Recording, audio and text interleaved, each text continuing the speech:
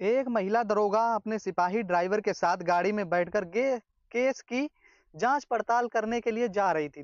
दोपहर का समय हो रहा था। महिला दरोगा को भूख लगती है तो वह अपने ड्राइवर से कहती है कि हाँ, जो पास में होटल है वहीं खाना खाकर आगे चलेंगे, क्योंकि पता नहीं तहकीकात करने में कितना समय लग जाए, रात भी हो सकती है और मुझे भूख भी लगी है, तो आज खाना होटल से ही खा लेते हैं। तो महिला दरोगा जैसे ही होटल के अंदर दाखिल होती है, तो क्या देखती है कि एक व्यक्ति जूठे बर्तनों को मांज रहा है, उन्हें धोकर साफ कर रहा है। अब जैसे ही उस व्यक्ति के चेहरे को महिला दरोगा देखती है, तो उनके होश उड़ जाते हैं। उनके पैरों के नीचे की जमीन खिसक जाती है और आंखें भर आती हैं।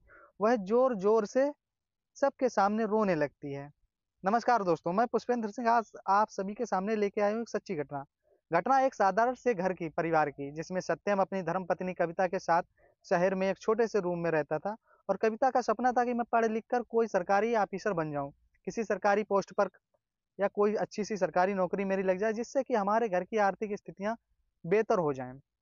ऐसी कविता अपने दिमाग में विचारों को सोचती रहती थी, लेकिन यह सत्यम एक प्राइवेट कंपनी में जॉब करता था, जिसकी सैलरी मात्र 15,000 रुपए थी।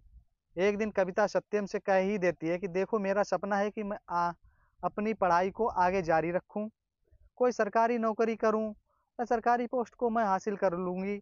सत्यम की पत्नी कविता सत्यम से बहुत प्यार करती, तो सत्यम भी अपनी पत्नी से बहुत प्यार करता था, इसलिए उसकी बात नहीं टाल पाता और कह देता है कि ठीक है, इसमें कोई बुराई वाली बात नहीं है।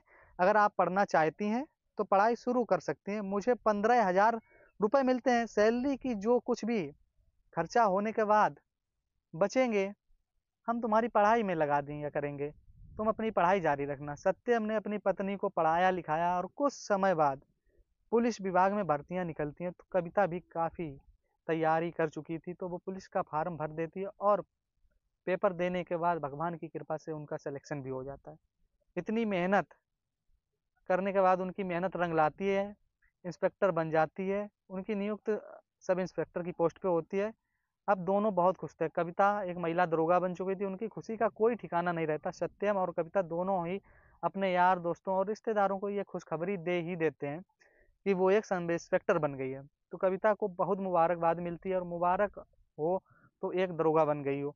सभी मिलनसार लोग आते हैं, कविता को ही बधाई देते हैं, बधाई हो, आपको सरकारी नौकरी मिल गई है।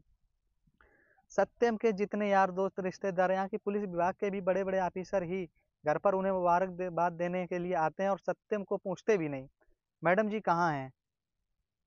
सबका सवाल यही होता था। धीरे धीरे सत्यम के मन में कविता के लिए प्यार कम होने लगा। सभी लोग डायरेक्टली कविता के पास जाते हैं और उन्हें सैल्यूट करते हुए बधाई देते हैं। सत्यम को ये बात नागवार गुजरने लगी। वह सोचता है कि जो कुछ भी व्यक्ति आता है सीधा पहले मेरी पत्नी के पास जाता है, उन्हें मुबारकबाद देता। हर व्यक्ति ही जय जयकार लगाए हुए है, मेरी तो कोई बात ही नहीं करता, ना मेरा कोई सम्मान करता है, मेरी इस घर में कोई इज्जत या वैल्यू ही नहीं है रही। इसका मतलब मैं अपनी पत्नी के सामने कुछ भी नहीं। अरे मैं दिन रात मेहनत करके एक पैसा बचा करके सारा पैसा खर्च किया, उसे पढ़ाया लिखाया, तब जाकर इसने एक मुकाम को हासिल किया, लेकिन कोई व्यक्ति मेरी बात ही करने को तैयार नहीं, मेरी कोई वैल्यू ही नहीं समझ रहा है। कुछ इस तरह की बातें सत्यम के दिल दिमाग में बस जाती हैं और वो फैसला करता है कि मैं अपनी पत्नी के साथ नहीं रहूंगा, जिसके सामने मेरी इज्जत ना रुतबा ना ही कोई नाम है। सत्यम अपना अटल फैसला ले लेता है। आखिर ऐसा फैसला लेता है जिससे कि सबकी रूह कांप जाती है।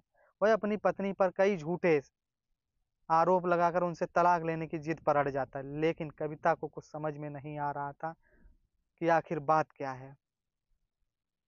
मैं और आप कितने प्यार से रह रहे थे, ये बातें सारी कविता उन्हें समझाने की कोशिश करती, लेकिन सत्यम किसी भी तरीके से समझने को तैयार नहीं था। और ये जो घटना घटती जा रही थी, ये कविता के जीवन को एक अंधेरे की तरफ ढकेलती हुई जा रही थी।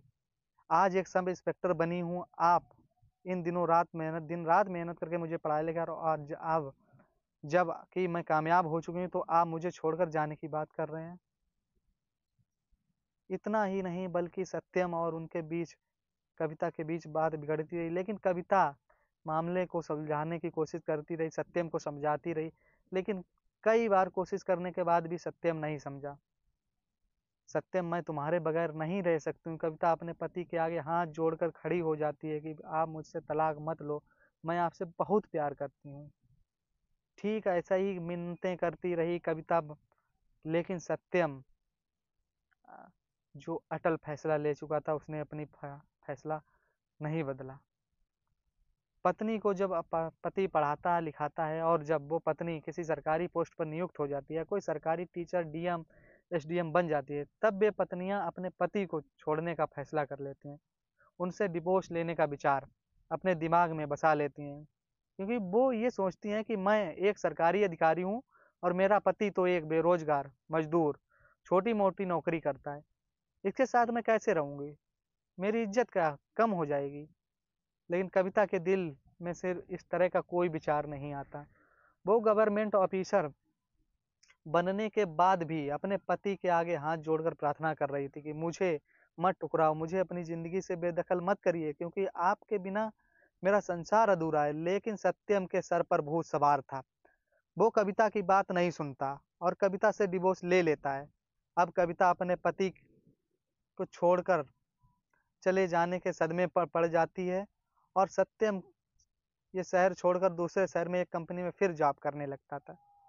अब कविता भी खुद को संभालती है और विचार करती है कि चलो कोई बात नहीं, मेरे पति ने साथ नहीं रहा तो क्या हुआ, लेकिन ये नौकरी तो मेरे पास ही है जो कि मेरे पति की बदौलत ही मुझे मिली, और मैं हमेशा इस नौकरी को ईमानदारी से करूंगी, हमेशा अपना फर्ज अदा करूंगी और इस नौकरी पर कभी किसी तरह की भी आंच नहीं आने दूंगी।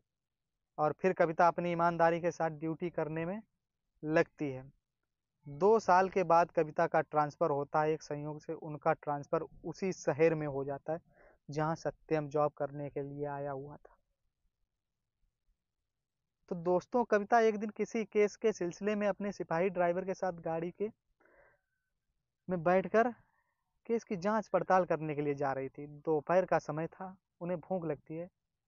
अपने से कहती है कि मुझे आसपास किसी होटल में खाना खाना है, गाड़ी कहीं साइड में रोक लेना, भूख लगी है, खाना खाकर आगे चलेंगे, क्योंकि पता नहीं था तहकीकात करने में कितना समय लगेगा, शाम तक भी लौट ना हो सकता है, कुछ कहीं जाना भी हो सकता है, इसलिए पहले खाना खा लेते हैं। तो ड्राइवर थोड़े आगे चल के एक होटल के आगे गाड़ी को रोक देता है। कविता होटल के अंदर जाती है तो क्या देखती है, उनका पति सत्यम, जिनसे 2 साल पहले तलाक हो गया था, वो उसी होटल में जूठे बर्तनों को साफ कर रहा है, उन्हें धो रहा है। अपने तलाकशुदा पति को इस स्थिति में देखकर कविता के होश उड़ जाते हैं, उनके पैरों तले जमीन खिसक जाती है और आंखों से आंसू बहने लगते हैं। अब जब सत्यम अपनी पत्नी को देखकर तुम्हारे शर्म के अपनी गर्दन के पैरों में दबा लेता है और वहीं एक जगह बैठा रहता है कि उसकी हिम्मत नहीं हो पाती है कि वहां से खड़ा भी हो जाए, तो कविता उसे उनके पास जाती है, उसके पास बैठकर रोते हुए अपने पति से कहती है, जब आपने मुझसे तलाक लिया था तो आप एक प्राइवेट कंपनी में अच्छी खासी जॉब करते थे और 15,000 रुपया महीना कमा रहे थे, और अब तुम अकेले भी हो, तुमने किसी और लड़की से दूसरी शादी कर ली। तो सत्यम भी जवाब देते हुए बोलता है कि नहीं, मैंने कोई शादी नहीं की। तो कविता पूछती है, तो ऐसी क्या मजबूरी तुम्हारे आगे आ गई, क्या दुविधा है कि तुम इस होटल में बर्तनों को साफ करने का काम करने के लिए मजबूर हो रहे हो, बताओ मुझे तुम्हारे साथ क्या समस्या है। पत्नी के मुंह से ये बात सुनकर सत्यम की आंखें भर आती हैं, वो भी रोने लगता है और बताता है कि मैं जिस कंपनी में पहले जॉब करता था वो शहर ही मैंने छोड़ दिया था, क्योंकि उस शहर में मुझे तुम्हारी याद सताया करती थी। तुम्हारे साथ मैंने शहर में बहुत हसीन पल बिताए थे, तो मुझे से वहाँ नहीं रहा गया, मैं दूसरे शहर चला आया।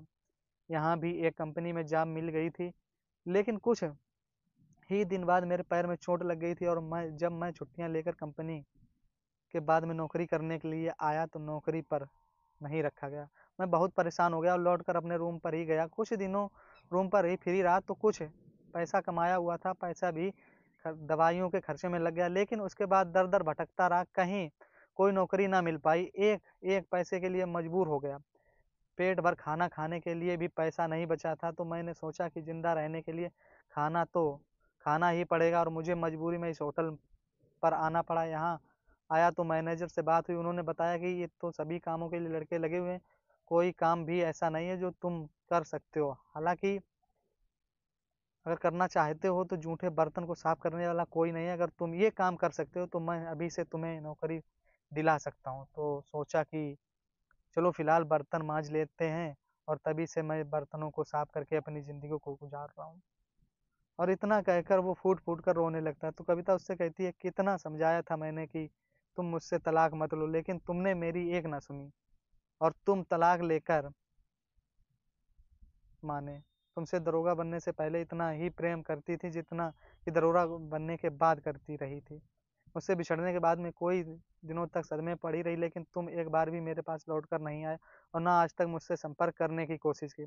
खैर, हो गया सो हो गया, ये सब छोड़ो, लेकिन मुझे एक बात आज तक समझ में नहीं आई कि तुमने मुझसे तलाक क्यों लिया था?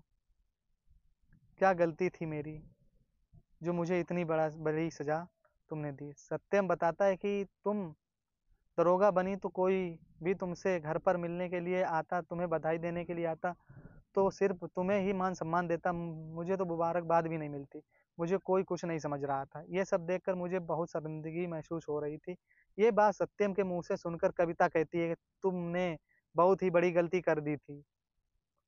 बहुत बड़ी तुम्हारी गलतफ़हमी है। अगर आपको ये लग रहा था कि तुम्हारी इज़्ज़त कम हो रही, तो आप मुझसे एक सिर्फ़ एक बार तो बोल देते कि मैं तुम्हारे खातिर इस नौकरी को भी छोड़ देती। अगर आपको खुद से दूर ना होने देती। मैं आज भी आपसे उतना ही प्यार करती हूँ, जितना कि पहले करती थी। सत्यम, अब तुम ये बर्तनों को माँजने का काम बंद करो, और अगर आपकी इजाज़त हो तो मैं एक बार फिर से आपके साथ ही रहना चाहती हूँ। मुझे फिर से अपना लो सत्यम, और उसको गले लगाकर रोने लगती है। सत्यम अपनी पत्नी से कहता है कि अब आप मेरे साथ कैसे रह सकती हो, क्योंकि मैं तो अब काबिल नहीं हूँ। इतना कहती है कि मेरे काबिल पहले भी थे और आज भी हो। आपकी गलतफ़हमियाँ सोच की वजह से दोनों बिछड़ गए। कहते हैं ना कि गलतफ़हमियों में आकर किसी भी इंसान का हँसना-खेलता हुआ जीवन कुछ ही दिनों में बिगड़ जाता है। तुम्हारे दिल-दिमाग में जो गलतफ़हमियाँ थीं, मेरी कोई इज़्ज़त नहीं हो रही थी, बस इसी कारण तुमने मुझसे तलाक लिया था। लेकिन ऐसा कुछ भी नहीं है, मैं डायरेक्ट सब इंस्पेक्टर बन गई थी, इसलिए सभी लोगों की निगाहें मेरे ऊपर थीं, और सभी लोग मुझसे बधाई देने आया करते थे। अगर पत्नी किसी बड़ी पोस्ट पर पहुँच जाती है, तो पति का तो अपने आप ही गर्व से सीना चौड़ा हो जाता है कि देखो हमारी पत्नी इतनी बढ़िया पोस्ट पर पहुँच गई है। लेकिन आपके अंदर ये गलतफ़हमियाँ कहाँ से आ गई थीं? लेकिन अब सभी बातों को भुलाकर फिर से तुम्हारे साथ रहना चाहती हूँ, फिर से हमारे खुशहाल जीवन की शुरुआत करना चाहती हूँ। लेकिन सत्यम अभी भी किए हुए पर बहुत शर्मिंदा था। फिर कविता उसे बहुत प्यार-मोहब्बत से समझाती है और गाड़ी में बैठाकर अपने घर ले जाती है। ये दोनों फिर से दोबारा शादी करते हैं, और एक बार फिर से कविता अपने पति के साथ खुशी-खुशी रहने लगती है। दोनों का जीवन अब बहुत अच्छा चल रहा था। आपको ये कहानी कैसी लगी? कमेंट में ज़रूर बताइएगा।